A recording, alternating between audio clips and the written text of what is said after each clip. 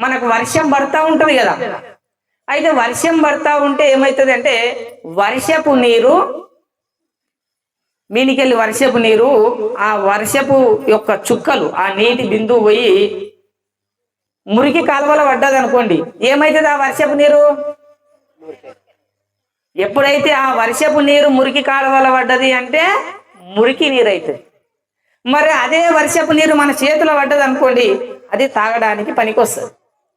నీరు ఒకటే, ఆ వర్షపు నీరు చేతిలో పడితేనేమో మనకు తాగడానికి పనికొస్తుంది. అదే వర్షపు నీరు ఆ మురికి కాలువలో పడితే అది కూడా మురికి అయిపోతుంది. మరి అదే వర్షపు నీరు మనము పెంచు ఉంటుంది కదా, మన పెంచు మీద పడ్డది అనుకోండి, ఆయన తాగిరి అయిపోతుంది. నీరు ఒకటే, కానీ మురికి గుంటలో పడితే మురికి నీరు అవుతున్నది. అదే రకంగా పెంచు మీద పడితే ఆవిరైపోతున్నది. మన చేతిలో ఒక సురక్షితమైనటువంటి పాత్రలో పడితే తాగనికే వస్తుంది. మరి మనం కూడా చూడండి, మనం కూడా వర్షపు నీరు లేక మంచి వ్యక్తి ఎంతో తిరిగినాం అనుకో, మనం మంచి మనుషులం అవుతాం. అదే చెడ్డ వ్యక్తి ఎంతో తిరిగినాం అనుకోండి, చెడ్డ వ్యక్తులం అవుతాం. మనం కుందెళ్ళు పట్టేటోళ్ళు తిరిగినాం అనుకో, కుందెళ్ళు పట్టేటోళ్ళమే అవుతాం. పందులు పట్టేటోళ్ళ తిరిగినాం అనుకోండి, పందులు పట్టేటోళ్ళు. బుద్ధిమంతునేటో తిరిగినామంటే మనం బుద్ధిమంతులం అవుతాం. అంటే మనం ఎక్కడ ఏ స్థావరం ఎక్కడైతే ఉంటామో, ఎవరి దగ్గర అయితే స్నేహం చేస్తామో వాళ్ళ లక్షణాలు మనకు వస్తాయి.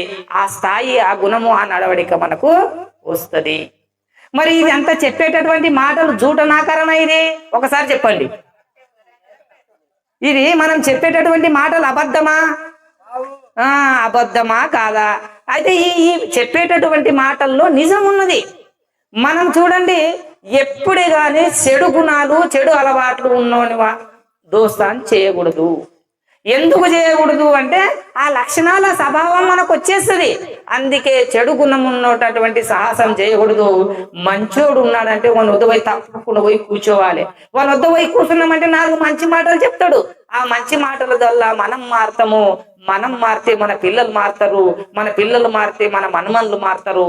అట్లా ఆ రకంగా మన వంశమే ఒక ఉద్ధరణ జరుగుతుంది. మరి అటువంటి అలవాటు వ్యక్తి, మంచి వ్యక్తి ఎక్కడున్నా మనం పని కట్టుకొని పోయి ఆయన దగ్గర పోయి కూర్చోవాలి. మనము ఆయన సాహసం చేయాలి. ఆయన దగ్గర మంచి మాటలు వింటే మనం కూడా బాగుపడతామని చెప్పేసి ఈ రోజు చిన్న అవకాశాన్ని కల్పించిన మీ అందరికి కూడా హృదయపూర్వకంగా నమస్కారాలు తెలియజేస్తూ సెలవు తీసుకుంటున్నాను. జై శ్రీమన్నారాయణ, జై శ్రీమన్నారాయణ, జై శ్రీమన్నారాయణ, జై శ్రీమన్నారాయణ. ఆరతిస్తారు.